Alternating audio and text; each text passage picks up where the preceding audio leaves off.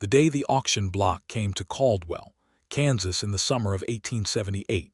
The dust hadn't settled from a week of hard winds, and Rose Thatcher walked into the center of town without shoes, without a hat, and without a single ounce of the fear that every man standing around that wooden platform clearly expected her to wear. She had lost her shoes somewhere between the back of the wagon and the moment the man named Harlan Greer had shoved her forward in front of the growing crowd. She had lost her father's ranch 3 months before that, to debt and drought, and to Greer himself, who had bought up every struggling piece of land in Comanche County with the patience of a man who knew the weather would eventually do his work for him. She had lost her mother 11 years prior, to fever, and her father 6 months ago, to grief. But she had not lost herself. That was the one thing Harlan Greer had not managed to take, and standing there on the edge of that rough-hewn platform in the blazing Kansas sun, Rose Thatcher made certain that every soul in Caldwell could see it in the set of her jaw and the steadiness of her dark eyes. What Greer was doing existed in a gray and ugly space between the law and the lawless.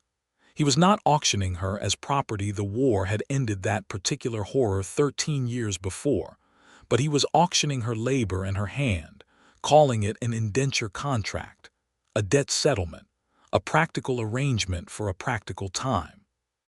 He had purchased her father's debts along with his land, and those debts had a figure attached to them, a figure that Rose could not pay, and so Greer had drawn up papers that gave some willing man the right to her domestic labor and her legal consent to marriage in exchange for clearing the debt entirely. He stood at the front of that platform in his good suit and his old boots, smiling at the crowd the way a man smiles when he already knows the outcome of a game he has rigged. There were perhaps 40 men gathered in the square, a mix of ranchers and drifters, and a few merchants from the main street who had come out of curiosity rather than genuine intention. Some of them stared at Rose with open appraisal. Others looked away with what might have been shame. A few called out rough jokes that the summer heat made seem even uglier than they already were. Rose stood straight and kept her bare feet flat against the wood, feeling every splinter and sun-warmed grain of it, grounding herself in the physical reality of where she was so that she would not disappear into the panic that was pressing against the inside of her chest like floodwater against a dam. She was 23 years old. She had run her father's ranch for 2 years while he declined. She could rope and ride and read accounts and negotiate with cattle buyers, and she was standing on a platform in bare feet being offered to the highest bidder, because the law in Comanche County in 1878 was largely whatever Harlan Greer said it was, and the sheriff owed him money the same as everyone else. Greer began his pitch to the crowd in the smooth, unhurried voice of a man who sold things for a living. He spoke about the Thatcher land, about how the debt transfer would come with it, about how the woman before them was healthy and capable and educated enough to manage a household. He spoke about her as though she were not standing right there hearing every word, which she supposed was the point. Rose looked out over the crowd and did not look at Greer. She looked at faces instead, reading each one. A cattle driver near the front was already drunk and calling out a number. A farmer with sunburned hands was conferring quietly with his neighbor. A young man in a flashy vest was grinning and saying something to the man beside him that made them both laugh, and then her eyes found the back row. He was standing apart from the others, not quite part of the crowd but not entirely separate from it either, the way a man stands when he has not yet decided if a situation is his business. He was tall, broad in the shoulder, wearing a plain brown coat that had seen considerable weather. His hat was unremarkable, his boots dusty, and he had the kind of face that did not give away very much, the sort of face you could look at 3 times before you started to understand what you were seeing. He was watching the platform with an expression that Rose could only describe as controlled fury, the kind of anger that knows better than to show its teeth right away. His name was Jeremiah Wilcox, though Rose did not know that yet. She knew nothing about him except that he was the only person in that square whose eyes, when they met hers, did not make her feel smaller. Greer's voice rose as the bidding opened, and the drunk cattle driver near the front threw out a number that drew a whistle from someone behind him. Another man bid higher. The farmer with sunburned hands dropped out quickly, shaking his head and walking away. The young man in the flashy vest raised his hand with the casual confidence of someone who believed money solved everything, and Greer's smile widened. Rose kept her eyes forward. She thought about her father's land. She thought about the kitchen garden she had planted when she was 12 years old, about the particular way the light fell across the south pasture in the late afternoon, about the smell of sage after rain. She thought about all the small, ordinary things that made up a life and how easily they could be stripped away, and she held her chin level and her shoulders square, and refused to give any single man in that square the satisfaction of watching her fold. The bidding climbed. The drunk driver dropped out grumbling. The young man in the vest held steady, glancing around with amused confidence. A few others called numbers without real conviction, the way people do when they want to participate in something without fully committing to it. Then the gavel rose in Greer's hand. The man in the back row moved. He did not shove through the crowd. He did not shout. He simply stood up straight from where he had been leaning against the post at the far edge of the square, and he raised his hand with a quiet certainty that somehow cut through the noise better than any shout could have. $42, he said. His voice was low and even, and carried the kind of weight that comes not from volume but from absolute conviction. It was enough to top every previous bid. The silence that followed was the particular kind that happens when a crowd realizes something has shifted.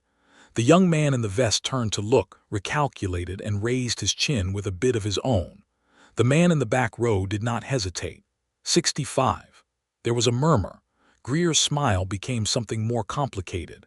The young man in the vest stared at the back row for a long moment, then turned away and folded his arms. Done. The gavel came down. Rose heard it the way you hear something you have been dreading for so long, that the sound of it is almost a relief, because at least it means the waiting is over.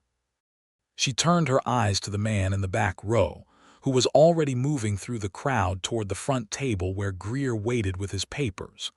Up close, she could see him more clearly. He was perhaps 30, or close to it, weathered in the way of men who spend their days outdoors in hard country. There was nothing soft about his features and nothing harsh about them either. He signed the papers without reading Greer's face, and when he looked up it was to look at Rose, not at the man who had staged this entire spectacle. "Ma'am," he said, and gestured for her to step down from the platform. Rose stepped down with the same deliberate steadiness she had carried up. Her bare feet met the dust of the square, and she stood before him and looked at him directly because she was not going to start whatever this was by looking away. "I do not know you," she said. "No," he agreed.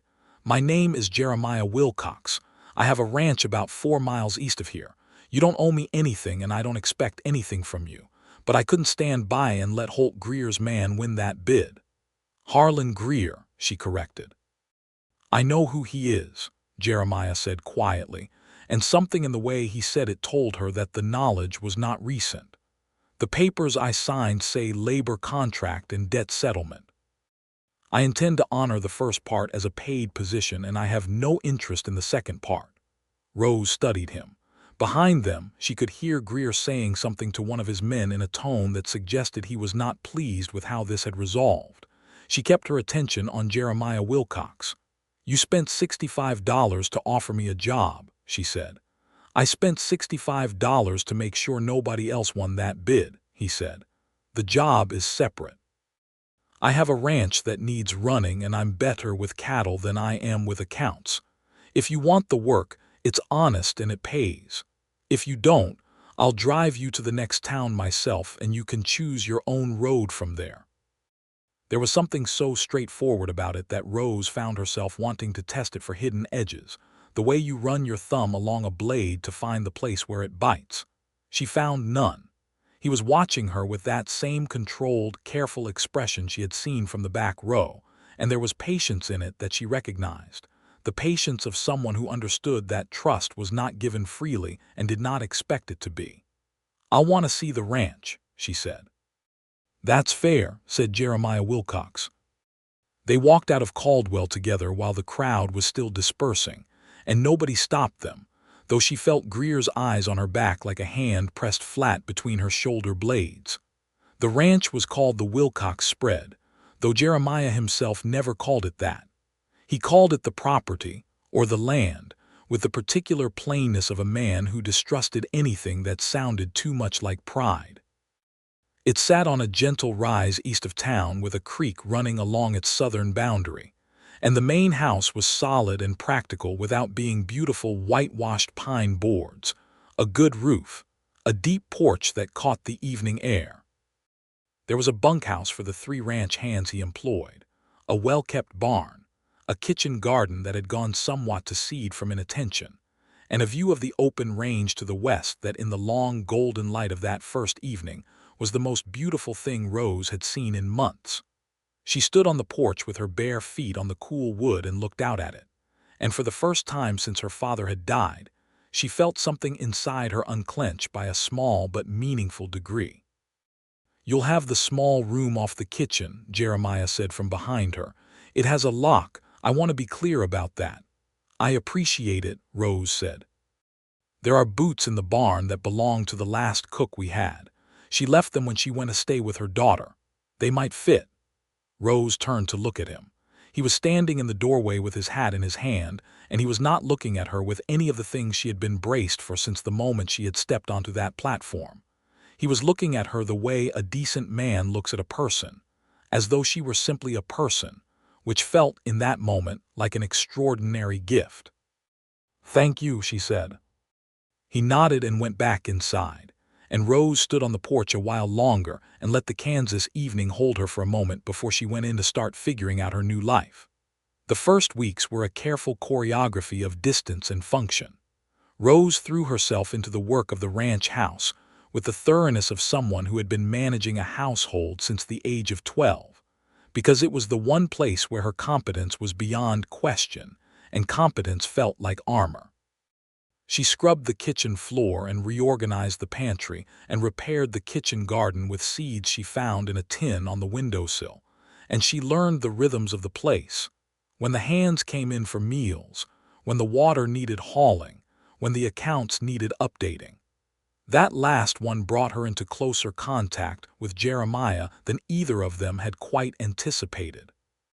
She had found the account books in a state that suggested a man who understood cattle and land and weather with great precision, and understood the arithmetic of running a business considerably less. There were debts recorded in 3 different places with different figures, income that had been tracked in pencil and partially erased, and a column of expenses that made no sense without cross-referencing a second ledger that turned out to be stored behind a loose board in the barn, which she had only found because one of the hands, a cheerful young man named Pete Holloway, had mentioned it while she was feeding the chickens. She brought both ledgers to the kitchen table on a Thursday evening and was still working through them when Jeremiah came in from the evening check of the herd. He stopped in the doorway of the kitchen and looked at what she was doing with an expression she was beginning to recognize as his version of being caught off guard, which involved a slight tightening around the eyes and a pause in his natural stillness. "Those are the accounts," he said. "I noticed," Rose said without looking up. "You have 2 separate debts recorded here that I believe are actually the same debt recorded twice, which means you may have been paying interest on money you don't owe. I'd like to look at the original agreements if you have them." Jeremiah came and sat down across from her at the table and looked at the columns she had laid out side by side.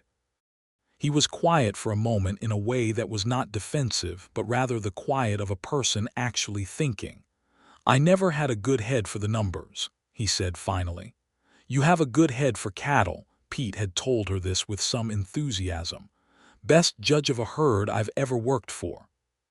"The 2 don't always come together," Rose said, and she looked up at him then, and for just a moment they were close in the lamplight in a way that the daytime did not usually afford, close enough that she could see the particular shade of his eyes, which were a gray-green that she had not been able to determine at a distance, and she became briefly and unexpectedly aware of the warmth in the room.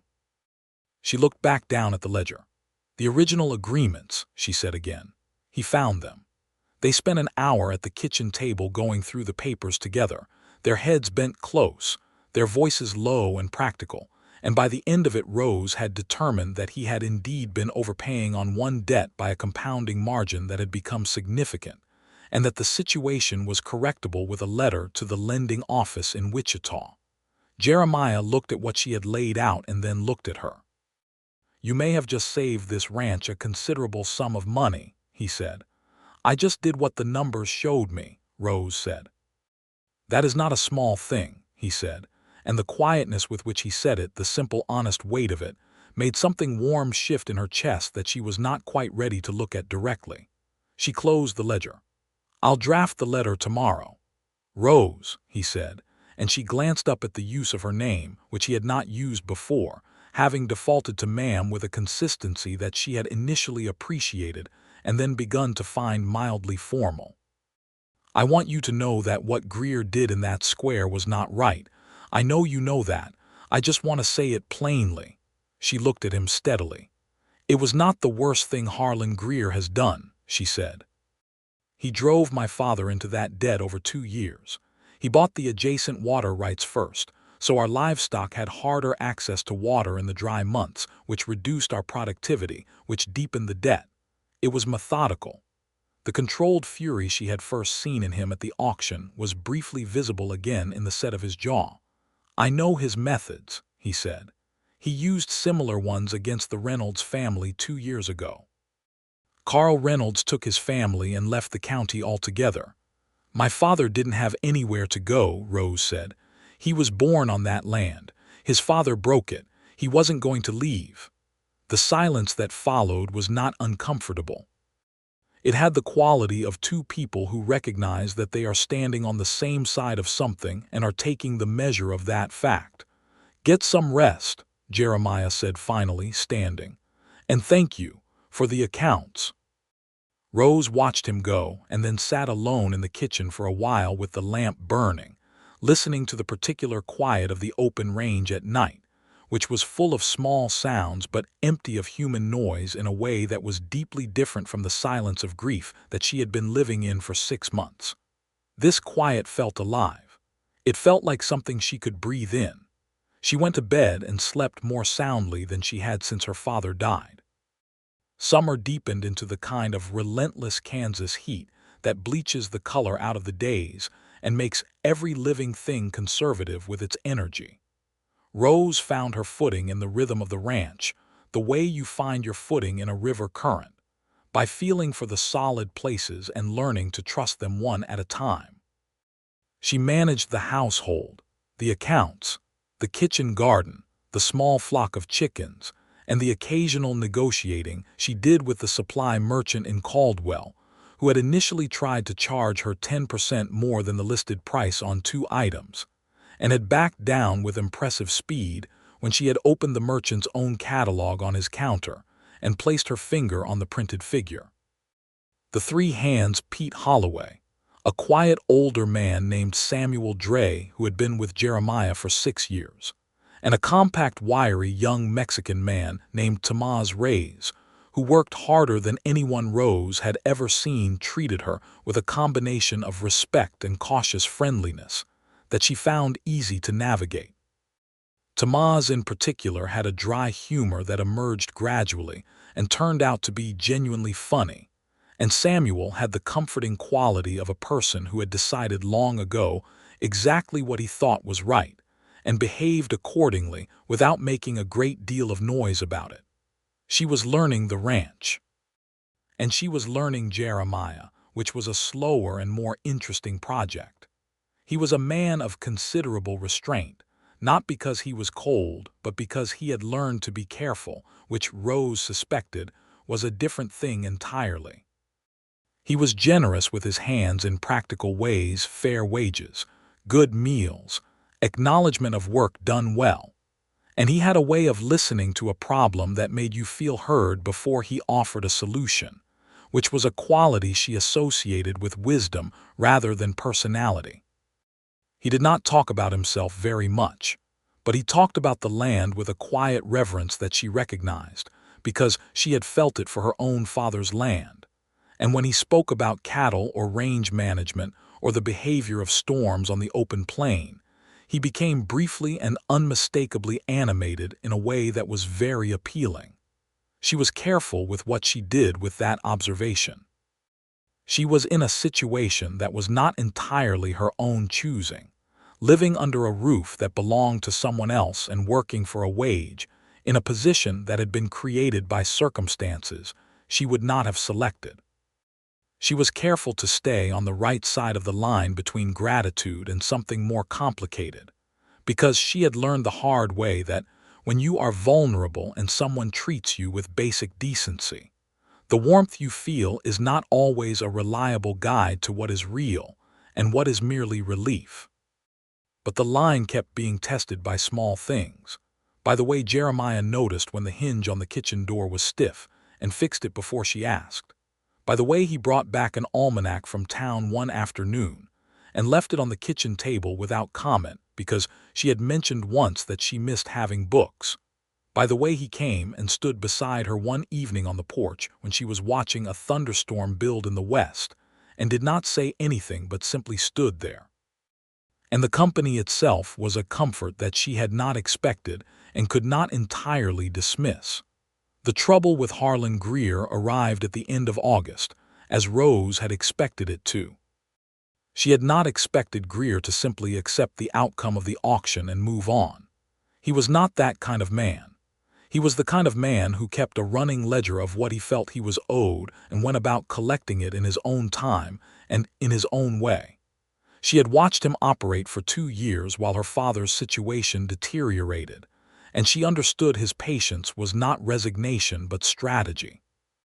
What she had not anticipated was the particular shape of his approach, which came in the form of a legal document delivered to the ranch by a lawyer from Dodge City, a thin man in a good coat who arrived on a Tuesday morning and presented Jeremiah with a paper claiming that the original auction contract had been improperly drawn, and that the bid had been made under duress, and that Rose Thatcher was still legally bound by the original debt agreement in a manner that entitled Greer to reassert his claim.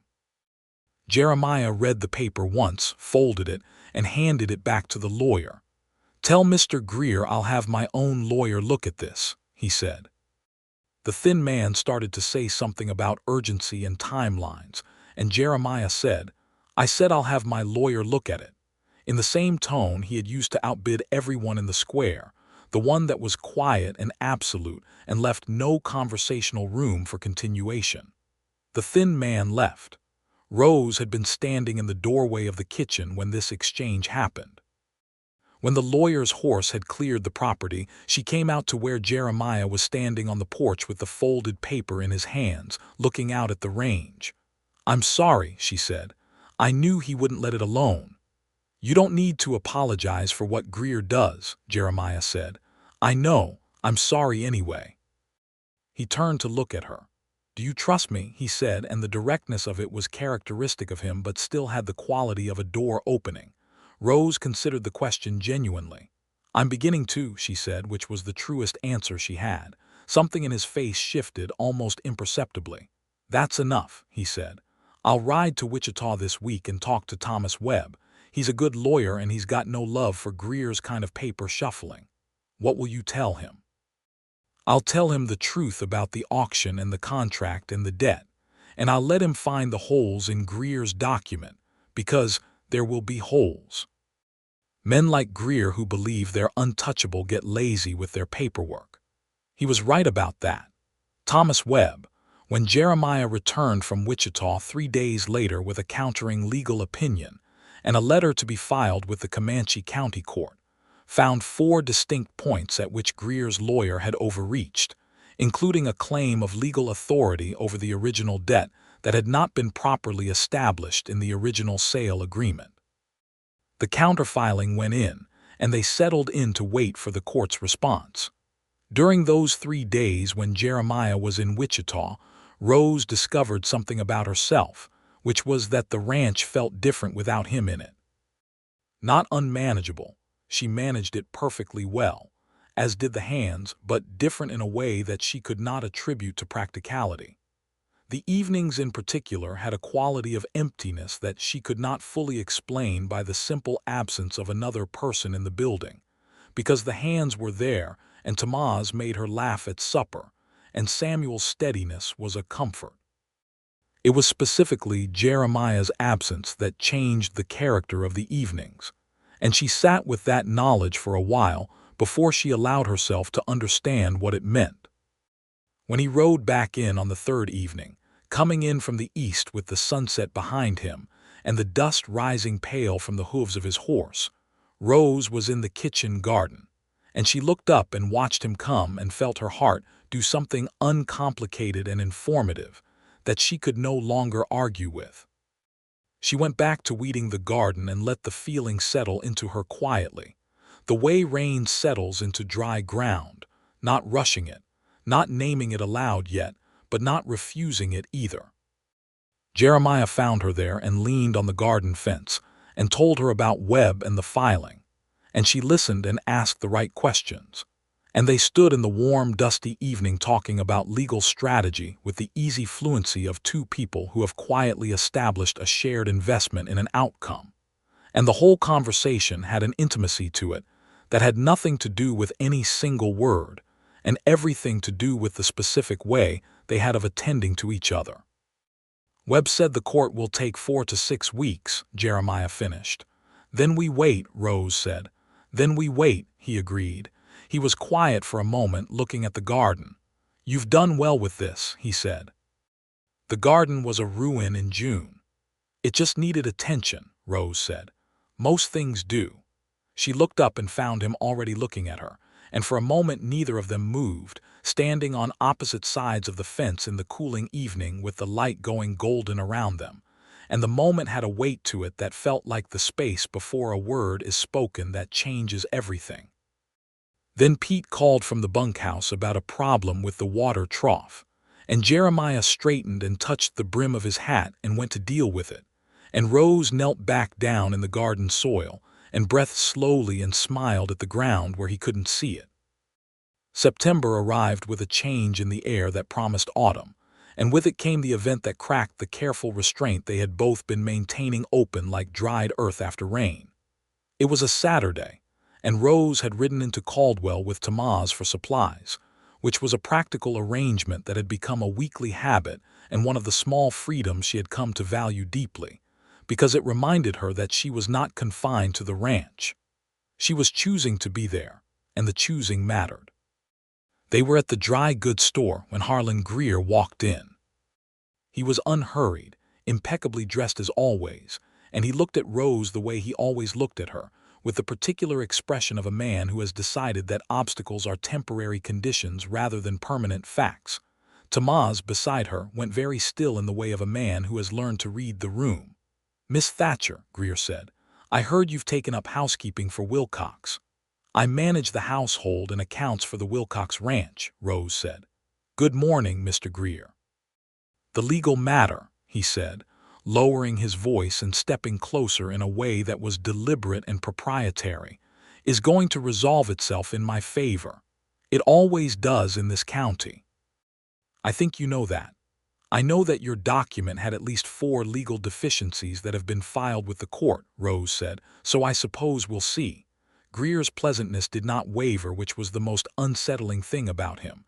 He smiled at her the way he had smiled at the auction crowd. You're a capable woman, he said. I've always acknowledged that. You'd have done well managing my household. I do well where I am, Rose said.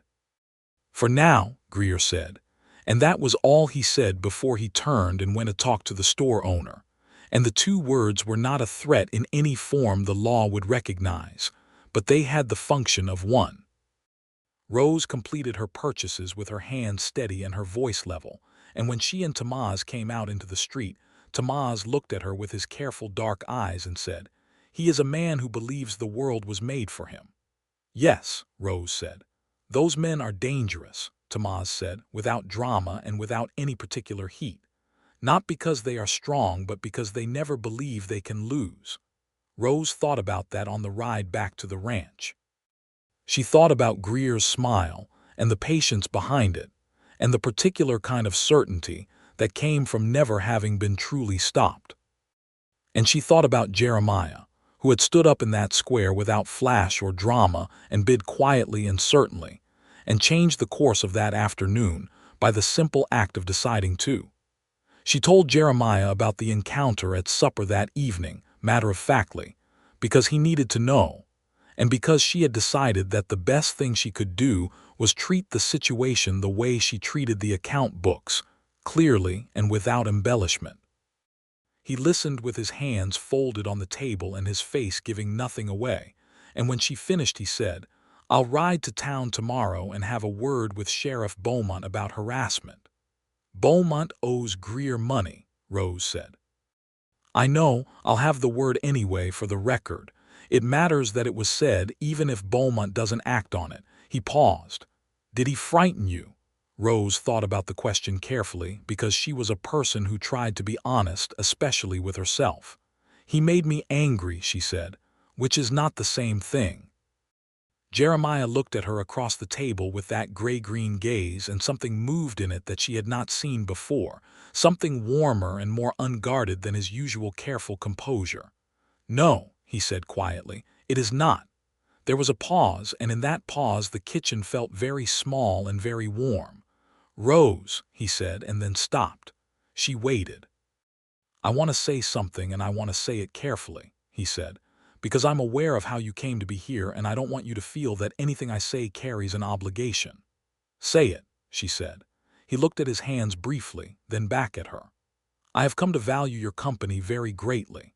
I've come to think that the best part of most days is some conversation we've had, or some moment on the porch, or watching you work in that garden with that particular focused look you get. I'm telling you this because I think you deserve to know it as a plain fact, with no conditions attached and no expectation of a response." Rose sat with what he had said for a moment, feeling the warmth of it move through her like sunlight through a window. "Jeremiah," she said, and his name in her mouth felt like something she had been holding carefully and was now setting down. "I have been trying for 2 months to be sensible about what I feel, because I came here under circumstances that make it complicated, and I did not want to confuse gratitude with something else. And now," he said, very quietly, "I think I've been honest enough with myself for long enough to know the difference," she said. "What I feel is not gratitude, or not only gratitude, it is something considerably more specific." He smiled then, a real smile, not the small careful version he usually offered, but a full one, and it changed his face entirely, and Rose felt suddenly and completely that she was in very serious trouble and was entirely at peace with that fact. He reached across the table and set his hand over hers, and they sat like that for a moment in the kitchen lamplight while the night sounds of the range came in through the open window, and it was one of those moments that has no drama in it and no performance but feels, in retrospect, like the hinge on which a life turns. "I'm going to court you properly," he said, "if you'll allow it." "I'll allow it," Rose said. Outside, the Kansas night spread itself in all its vast and quiet indifference across the open plain, and inside the kitchen of the Wilcox ranch, something had been said that could not be unsaid, and Rose Thatcher found that she had no wish for it to be. October came in with crimson and gold spreading through the cottonwoods along the creek, and with it came a warmth in the daily life of the ranch that was different in character from everything that had preceded it. Rose had spent enough of her life being practical to still be practical. The account still needed balancing, the garden needed preparing for the cold, the chickens needed tending, the meals needed cooking, but inside all of that practicality there was now a thread of something bright running through it, and she could trace that thread from one moment in the day to the next. Jeremiah rode with her on Sunday afternoons. This was how the courtship expressed itself in those first weeks, in the ritual of saddling 2 horses after the Sunday midday meal and riding out onto the open range together, with no particular destination and no particular purpose except the being together of it. They rode along the creek bottom and up onto the rise to the north, where you could see the land spread out in every direction under the enormous sky. And they talked, or they didn't, and both things were comfortable in a way that felt like a gift. She learned him in those rides. She learned that he had come to Kansas from Missouri at the age of 22, with money he had earned working in the stockyards in Kansas City, money he had been saving since he was 16 with the single-minded intention of owning his own land.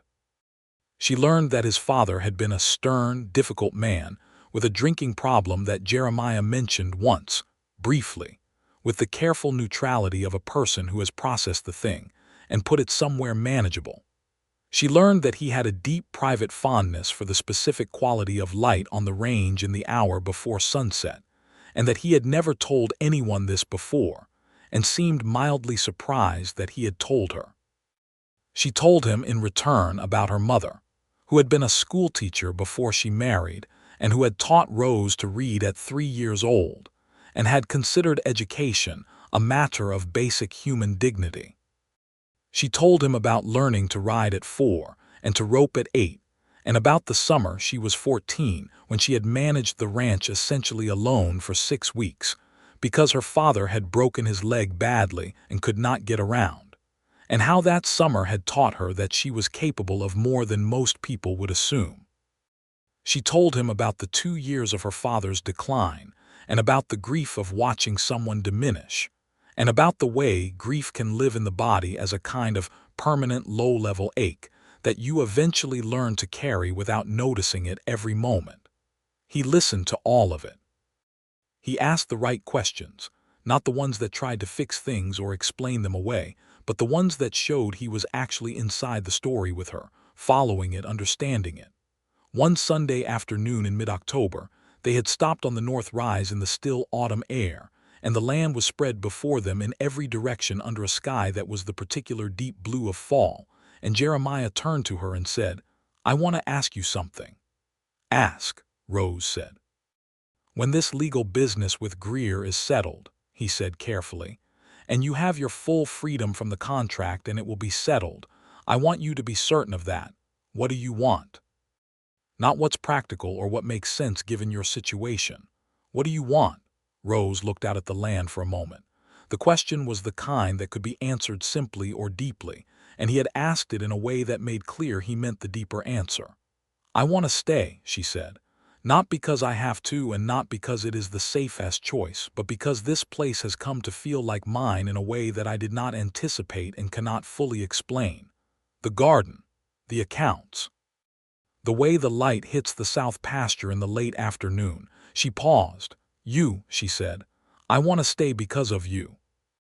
Jeremiah Wilcox, who was not a demonstrative man and who generally kept his feelings inside a perimeter of careful composure, looked at her for a long moment, and then he reached out and took her hand where it rested on the saddle horn and held it. "Then stay," he said simply. "Is that a proposal?"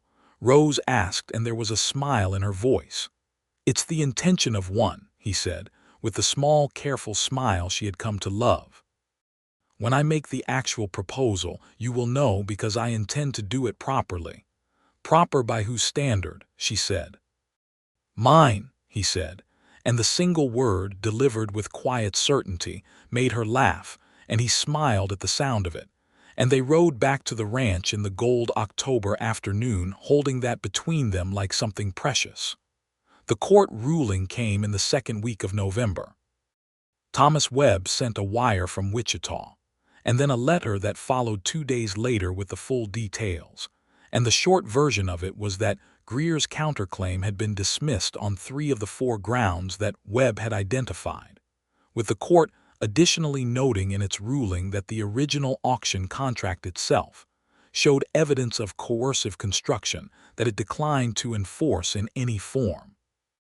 Rose read the letter twice at the kitchen table alone before Jeremiah came in from the morning work, and she handed it to him without comment and watched him read it.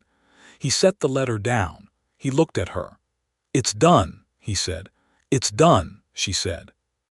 There were things to feel about this that were large and complicated: relief, that was physical, a kind of unburdening that she had not fully appreciated she was carrying until it lifted, anger at the fact that it had ever come to this in the first place, grief for her father's land that was separate from this and would remain with her.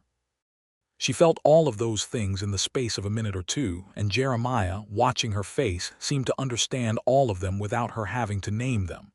"Your father's land," he said. "Greer still holds the deed." "Yes," Rose said.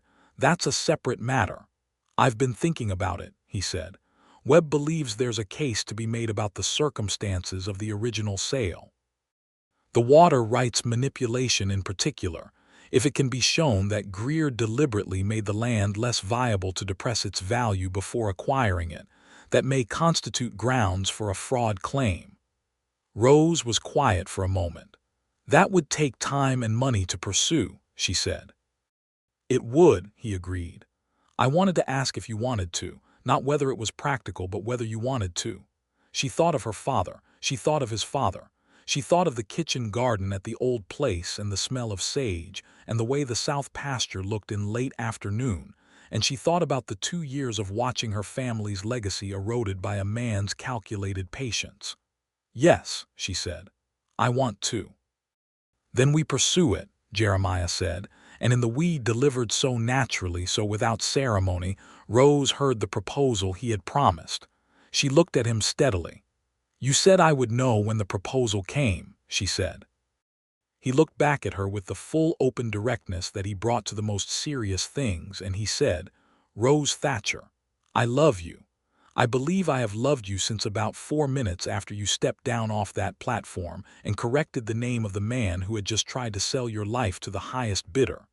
I would like to spend the rest of my life with you, on this land, building something that belongs to both of us. Will you marry me?" Rose stood in the kitchen of the ranch that she had come to think of as home, with the letter from the court sitting on the table and the November light coming through the window and the sound of the horses from the barn and the particular silence of 2 people who have arrived at the right moment in the right place, and she said, "Yes, Jeremiah, yes." He crossed the kitchen in 2 steps and she met him halfway, and he held her with his hands against her back and her face against his shoulder, and she felt the solid, warm reality of him around her and breathed it in.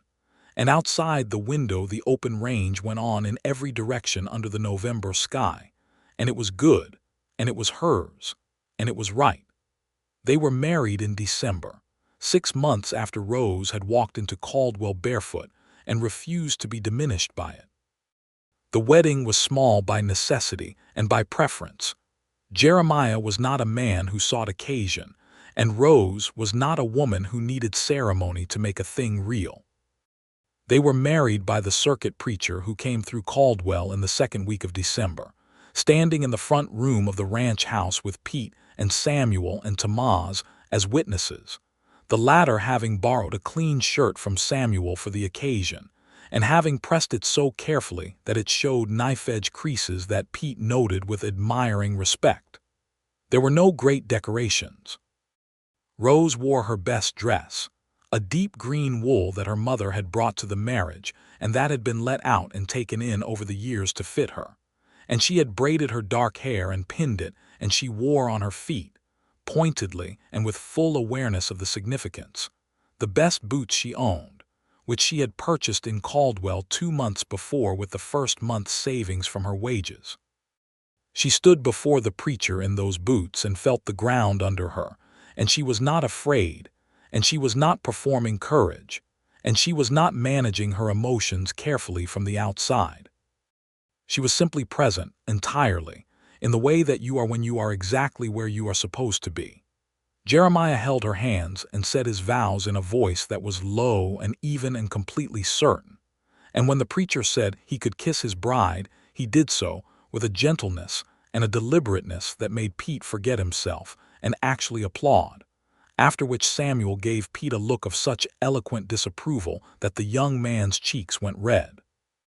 Tamaz opened a bottle of something he had been keeping in his saddlebag for the right occasion, and they toasted the marriage in the front room with the December wind coming down off the plains outside and the fire going in the hearth, and Rose sat with Jeremiah's hand warm around hers and felt, simply and completely happy.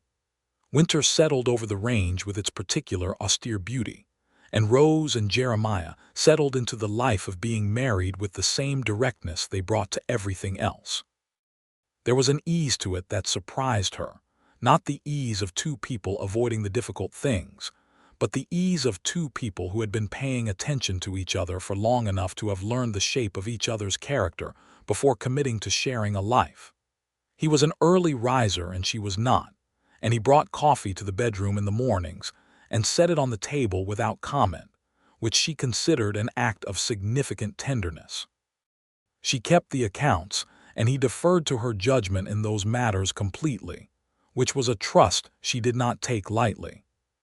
He was quieter in the evenings when the work had been hard, and she had learned to read the specific quality of that quiet and leave him to it rather than trying to fill it, which he acknowledged once, on a cold February evening, by simply taking her hand and pressing it and saying nothing, which said everything.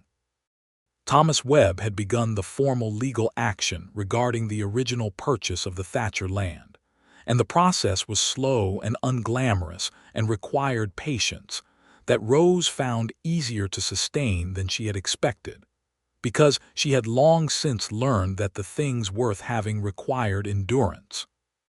Greer had hired his own lawyers naturally, and the back and forth of it would continue for the better part of a year, but Webb was confident, and Rose had learned to trust Webb's confidence because he expressed it only when he had grounds for it. In March, she discovered she was pregnant. She sat with the knowledge for a day before she told Jeremiah, which was not from reluctance but from the private habit of meeting important things alone first, at their full size, before bringing them to anyone else. She sat with it and felt the enormity of it and the rightness of it and the fear that comes with any transformation this large. And then at supper she told him. He sat very still for a moment and she watched him process it. The stillness was thoughtful, not alarmed, and then he looked at her with an expression so open and unguarded that it made her eyes sting. "A child," he said. "Yes," she said. He reached across and took her hands in his the way he had at their wedding, holding them carefully, and said, "Are you well? How are you feeling?" "I am fine," Rose said. "I am glad." "I am very glad," he said, and the simplicity of it, the plain, undisguised joy in it, made her laugh and then made her cry a little, and he held her at the kitchen table while the March wind talked against the windows, and the ranch around them was warm and alive and theirs. Spring came to Kansas with the violence it always does there, with thunderstorms that rolled in out of the west in great bruised mountains of cloud and lightning that turned the night to day, and rain that came down in walls rather than in drops. Rose stood on the porch through more than one of these storms and watched them come, because she had loved storms her whole life and could not see the point of loving a country and refusing to love the weather it made. Jeremiah had begun to join her on the porch for the storms, standing beside her with his arm around her shoulders, and they watched the lightning together without speaking, and it was the kind of thing that builds a life between people, not the grand gestures but the small, repeated ones, the standing together in the same weather and being glad of the company. Samuel Dre, who had worked for Jeremiah for 6 years and was the most perceptive of the three hands in the way that quiet people often are, told Rose one morning while they were repairing the fence on the north pasture that he had never seen Jeremiah the way he was now. "How was he before?" Rose asked, genuinely curious. Samuel considered the question with his usual unhurriedness. "Good," he said. "Fair, steady. But there's a difference between a man getting through his days and a man living them." "You understand?" "I understand," Rose said. "He's living them now," Samuel said, and went back to the fence post, and that was that. In May, Thomas Webb sent a letter with substantial news. The fraud case had been strengthened by the testimony of a neighboring rancher who had independently documented Greer's water rights strategy and was willing to say so in court. 2 other former landholders in the county had come forward with similar accounts of the same pattern. The case was no longer simply about the Thatcher land. It had become something larger, a consolidated challenge to a documented pattern of behavior that the Wichita court was treating with increasing seriousness. Rose read the letter to Jeremiah on the porch in the May evening, and when she finished, Jeremiah was quiet for a moment and then said, "Your father would be glad of this." Rose folded the letter carefully. "He would," she said. "He believed in the law, even when it didn't believe in him." "The law is only as good as the people willing to use it," Jeremiah said. "Or the people willing to stand up in the back row of an auction when they see something wrong," Rose said, and looked at him sidelong with a smile. He looked back at her with the small, careful smile she loved. "I hadn't intended to get that involved," he said. "I had ridden into Caldwell for feed supplies. And instead you spent $65 on a woman with no shoes and considerable opinions." "Best $65 I ever spent," he said, and the plainness of it, entirely without performance, made her lean against his shoulder and feel the word home in her chest like a held note. The case against Greer went to hearing in August, in the Comanche County Courthouse in Caldwell, and Rose attended every day of it, visibly and heavily pregnant by then, sitting in the public gallery with Jeremiah beside her and Samuel and Pete and Tamaz in a row behind them, because the hands had asked to come, and Jeremiah had told them they were welcome, and Rose had told them she was glad. Greer sat at the defense table in his expensive suit and wore his pleasantness like armor, but the pleasantness looked thinner in the face of 3 witnesses and a documented pattern and a lawyer who had spent 8 months building a case with methodical thoroughness. The hearing lasted 4 days. On the 5th morning, the judge delivered a ruling that found Greer liable for fraudulent practice in the acquisition of 4 properties, including the Thatcher land, and ordered the return of the properties to their original owners or their surviving heirs, along with financial penalties for the damages caused.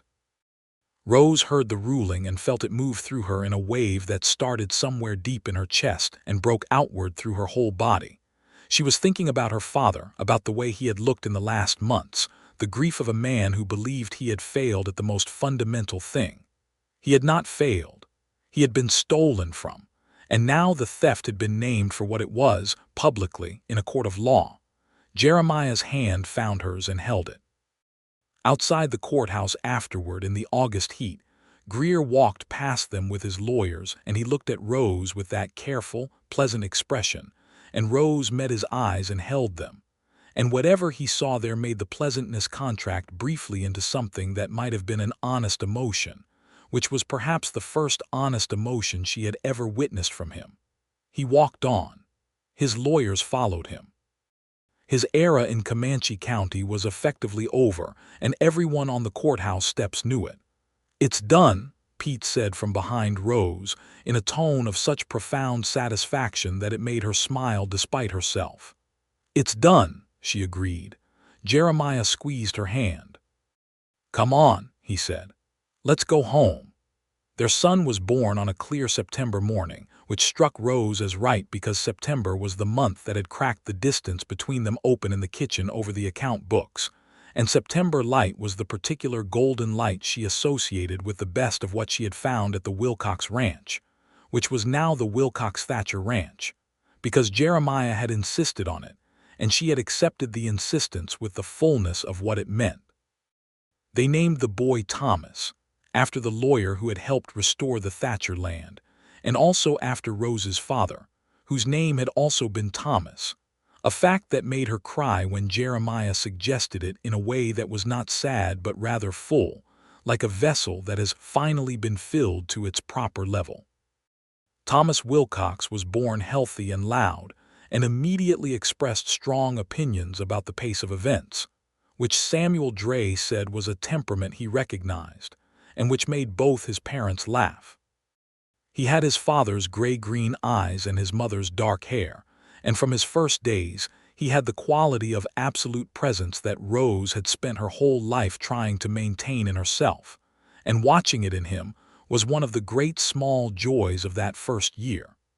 The Thatcher land returned to them that winter through the execution of the court order. Rose and Jeremiah rode out to it together on a cold December morning, a year and a half after she had walked away from it barefoot and unbroken, with Thomas bundled against her chest in the way she had learned to carry him on horseback. And they crossed the boundary of the old property and rode across the south pasture. And the late afternoon light fell across it exactly as she remembered it, low and golden and full of depth. She did not cry, because she had spent the last months gradually learning that you could receive good things without breaking down to hold them, that the capacity for joy could expand to fit what it needed to hold without cracking open. She felt it all, the grief for her father, the anger at what it had cost, the gladness of the restoration, the love for the man riding beside her, and she held all of it at once as a complete thing without having to reduce any of it. "What do you want to do with it?" Jeremiah asked. "I want to work it," Rose said. "I want to keep running both properties. There's good water on this land, and with the creek access on yours and the pasture on mine, we could expand the herd considerably." "Our herd," Jeremiah said. "Our herd," Rose said and smiled at the word, and the word carried everything. They spent the next year working both properties with a shared labor force, Tamaz taking over the management of the Thatcher land's day-to-day operations with the competence and steadiness he had always shown, and 2 new hands hired to manage the increased workload. The herd grew. The accounts, which Rose kept with the same meticulous care she had brought to everything, showed growth that was modest but consistent and pointed in a good direction.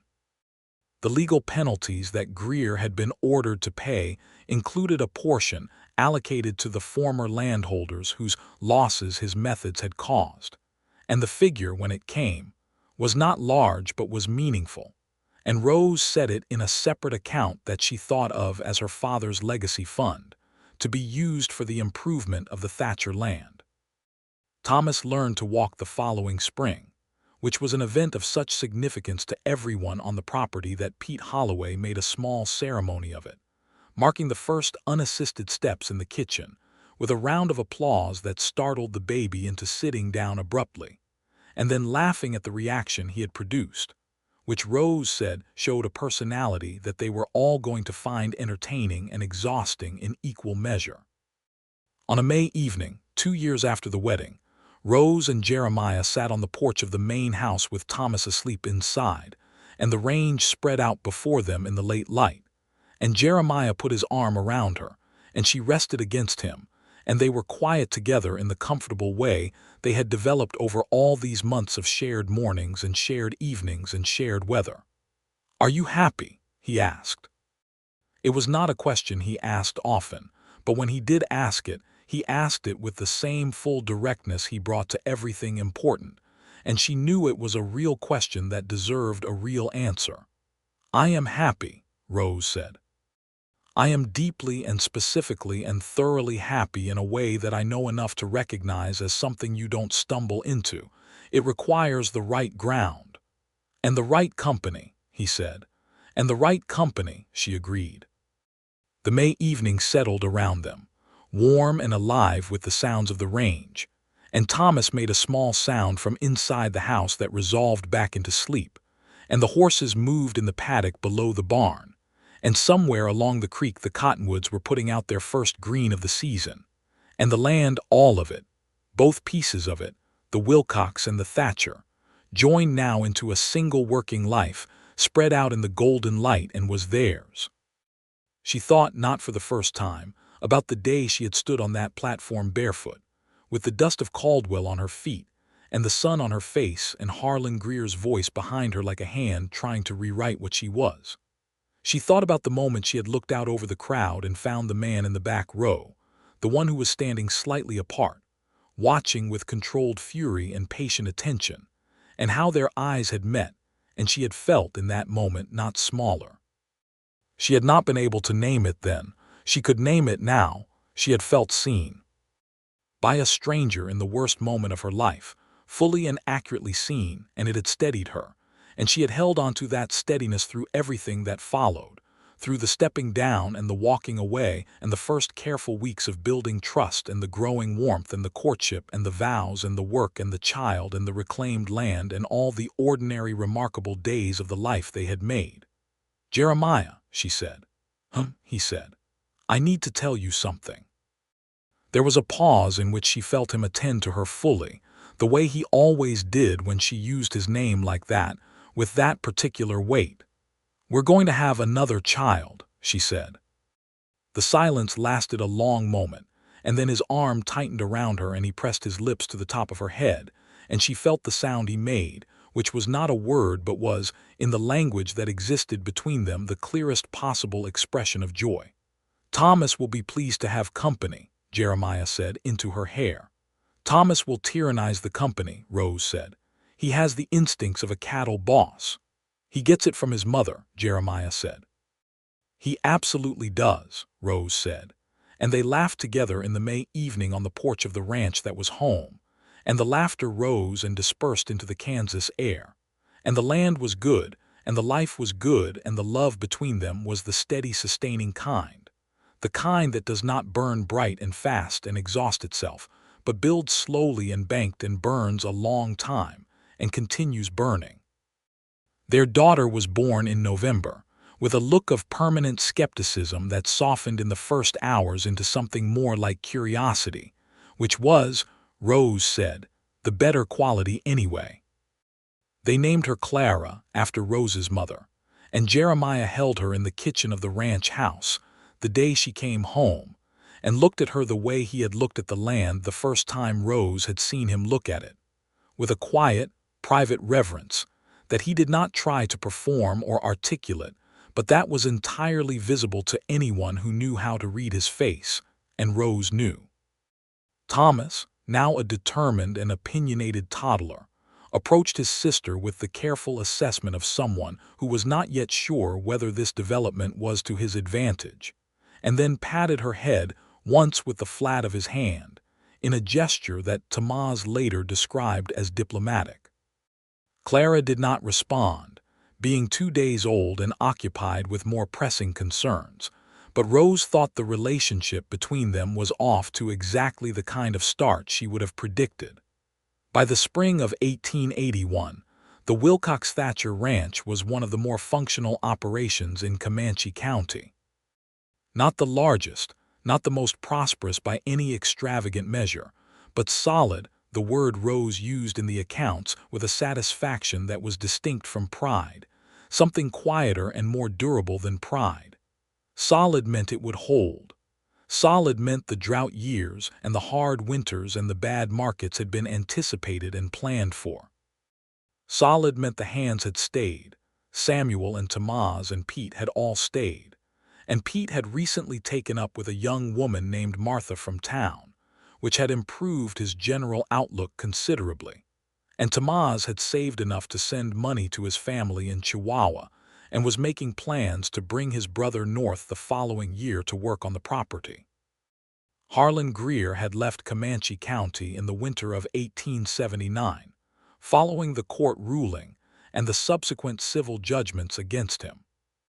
He had gone, according to what Webb reported from his legal contacts, to Arizona, where he had apparently resumed his particular methods in a new territory, and Rose found that she could think about that with clear-eyed anger rather than the fear and despair it would once have produced, because she knew now from experience that men like Greer were eventually stopped, as long as there were enough people willing to stand up and name what they were doing and do the slow, unglamorous work of making the case. The law was imperfect and the country was hard, and the justice that arrived was sometimes delayed by years, and sometimes measured out in smaller portions than the full weight of the injustice deserved. And all of that was true, and none of it made the standing up less worth doing. Thomas Webb had become something close to a family friend over the course of the legal proceedings, and he came to dinner at the ranch twice a year with a regularity that had the feeling of established tradition.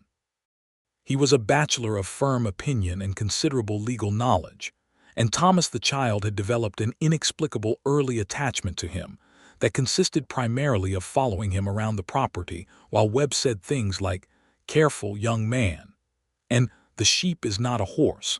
I cannot stress this enough," which Rose had overheard from the kitchen garden on his last visit, and which had made her set down the trowel and laugh until her eyes watered. On a warm April evening in 1881, Rose stood in the kitchen garden where she had first worked the soil 3 years before, with Clara balanced on her hip and Thomas building something architecturally ambitious from sticks near the fence, and she heard Jeremiah coming in from the south pasture. She knew the rhythm of his horse's gait as well as her own footsteps, and she looked up as he came through the gate. He was dusty and tired in the good productive way of a man who has spent the day doing work that matters, and he stopped when he saw her there in the garden in the April light, with the baby on her hip and the kitchen garden full of green behind her and the house behind that, and he looked at her the way he had been looking at her for 3 years, with that full, specific, unguarded attention that had first undone her careful restraint at a kitchen table by lamplight. "Good day," she asked. "Good day," he said. "The new calves are coming well. Tamaz thinks we'll have a strong season." "I saw the numbers this morning," Rose said. "Tamaz is right." He came and leaned on the garden fence, and Clara reached for him with the confident single-mindedness of a child who expects to be accommodated, and he took her from Rose's hip and held her against his shoulder, and Clara put her hand flat on his cheek with the proprietary affection of someone who has known all along that this person belongs to her. "Webb sent a letter," Rose said. "The Greer matter in Arizona is being looked at by the territorial court there. He thought we should know." "Good," Jeremiah said simply. "He asked if we'd be willing to provide affidavits," Rose said, "supporting the other party's case." "We'll provide them," Jeremiah said without hesitation. Rose nodded. She had expected nothing less. Thomas looked up from his construction project near the fence and announced that he needed more sticks, a statement delivered with the authority of a ranch manager, identifying a resource shortage. And Jeremiah looked at his son with an expression that was made of equal parts love and amusement, and a kind of wondering recognition, as though he was still somewhat astonished that this specific small person existed and was his. "There are sticks in the barn," Jeremiah told him. "I know," Thomas said, already moving. "Don't let the chickens out," Rose called after him. "I know," Thomas said, in a tone that indicated he considered this advice unnecessary, which it almost certainly was. Jeremiah looked at Rose over Clara's head, and she looked back at him, and the evening was mild and golden, and the garden was full of green things, and the sounds of the ranch were all around them, and there was nothing outstanding between them. No unresolved legal matter, no threat hanging on the horizon, no question left unasked. The major threads of the life they had built were gathered and held, and what remained was what had always mattered most, which was this: two people who had found each other in improbable and difficult circumstances and had chosen each other, carefully and clearly and with full knowledge of what the choosing cost and what it gave. "Come inside," Rose said. "Supper's ready." "In a minute," Jeremiah said. She knew that meant he wanted to stand here for a moment longer, in this specific light, with Clara on his shoulder and the range behind him and the smell of the garden in the April air, because he had told her once, on the North Rise on a Sunday afternoon, that there were certain moments he held still deliberately so that he could have them completely before they passed. She had understood this immediately because she did the same thing. So she leaned against the fence beside him and held this moment too, the garden and the light in Clara's small hand on Jeremiah's cheek, and the distant sound of Thomas navigating the barn with his characteristic authority, and the solid house behind her and the open range before her, and all of it, belonging to her in the way that things belong to you when you have earned them not by force or luck, but by endurance and honesty and the willingness to stay. The sun moved toward the horizon and the light went from gold to rose, which was its own kind of joke at her expense that she had come to appreciate, and Jeremiah looked at her in that particular light and said her name, just her name, with the specific warmth he had always put into it, as though her name was the right word for the thing he wanted to say, and she looked back at him and smiled. "Inside," she said. "Inside," he agreed. And they went in together, to the warm house and the lamplight and the supper on the stove, and the children's voices and the ordinary extraordinary evening of the life they had made in the wild open country of Kansas, where the sky was enormous, and the winters were brutal, and the summers were relentless, and the land gave back what you put into it in a slow and faithful mathematics that Thatcher Wilcox had come to understand as a kind of love. The kind that does not explain itself or make promises it cannot keep, but simply endures in all weather and continues and holds.